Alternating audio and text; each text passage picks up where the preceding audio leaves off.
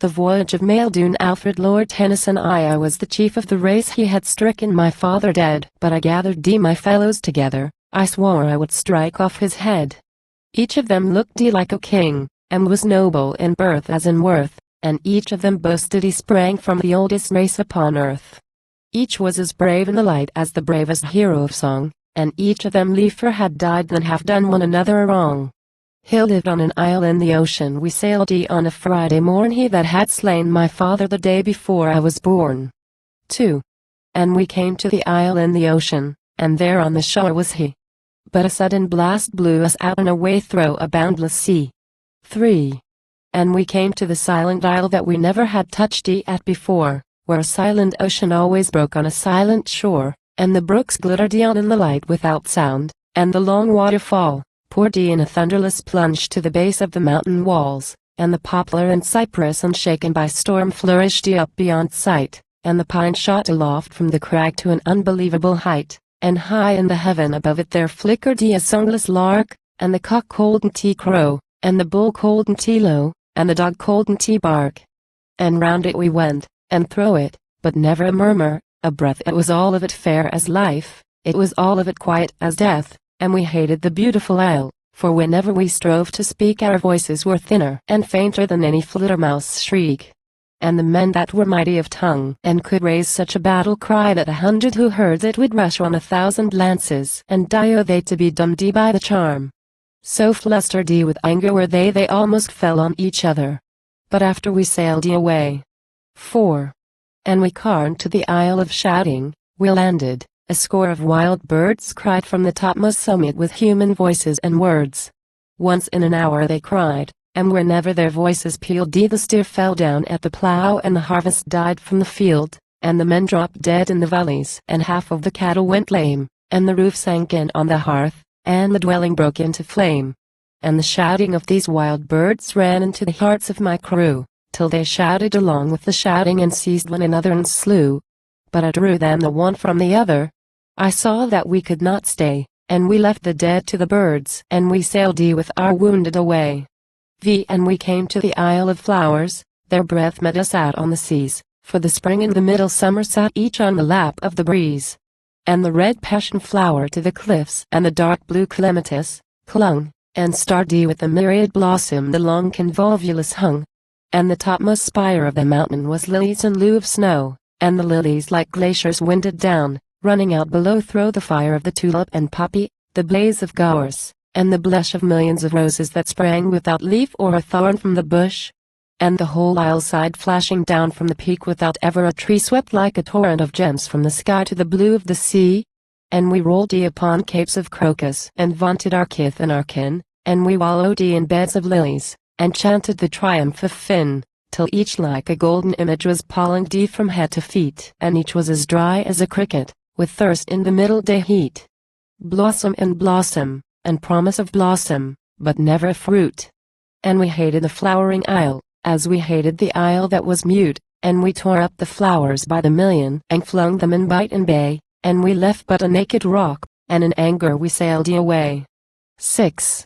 And we came to the Isle of Fruits. All round from the cliffs and the capes, purple or amber, dangled 100 fathom of grapes, and the warm melon lay like a little sun on the tawny sand, and the fig ran up from the beach and rioted over the land, and the mountain arose like a jewel dethroned through the fragrant air, glowing with all-colored plums and with golden masses of pear, and the crimson and scarlet of berries that flamed upon vine and vine, but in every berry and fruit was the poisonous pleasure of wine.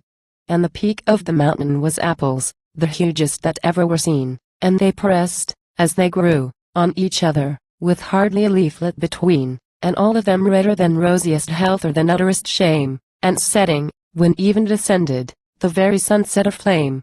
And we stayed 3 days, and we gorged and we maddened till everyone drew his sword on his fellow to slay him, and ever they struck and they slew. And myself, I had eaten but sparely, and fought till I sundered the fray. Then I bade them remember my father's death, and we sailed away. 7. And we came to the Isle of Fire. We were lured by the light from afar, for the peak sent up 1 league of fire to the northern star. Lured by the glare and the blare, but scarcely could stand upright, for the whole isle shuddered and shook like a man in a mortal affright. We were giddy besides with the fruits we had gorged, and so crazed that at last there were some leaped into the fire. And away we sailed and we passed over that undersea isle, where the water is clearer than air. Down we looked what a garden! Oh bliss, what a paradise there! Towers of a happier time, low down in a rainbow deep silent palaces, quiet fields of eternal sleep. And three of the gentlest and best of my people, whate'er I could say, plunged head down in the sea, and the paradise trembled away. 8. And we came to the bounteous isle, where the heavens seem low on the land, and ever at dawn from the cloud glittered o'er us a sun-bright hand. Then it opened and dropped at the side of each man, as he rose from his rest, bread enough for his need till the laborious day dipped under the west. And we wandered about it and thro' it. Oh, never was time so good. And we sang of the triumphs of Finn, and the boast of our ancient blood, and we gazed at the wandering wave as we sat by the gurgle of springs, and we chanted the songs of the bards and the glories of fairy kings.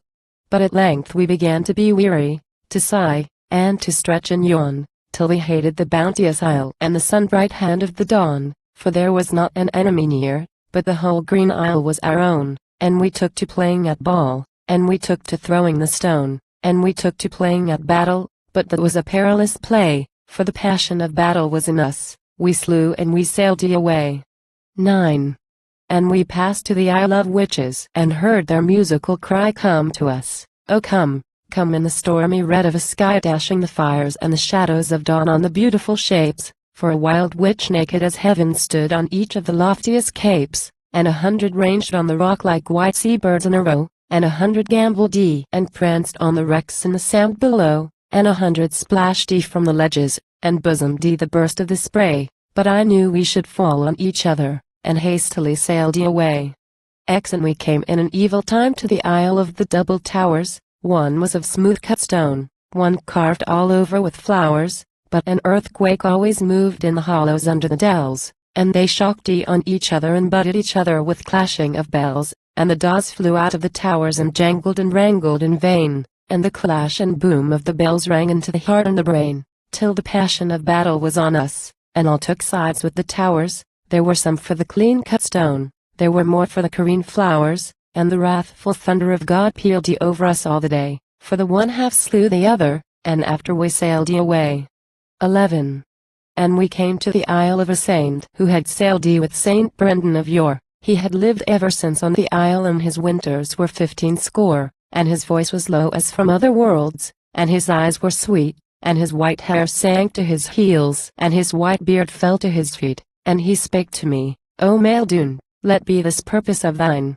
Remember the words of the Lord when he told us, vengeance is mine. His fathers have slain thy fathers in war or in single strife, thy fathers have slain his fathers, each taken a life for a life, thy father had slain his father, how long shall the murder last? Go back to the Isle of Finn, and suffer the past to be past.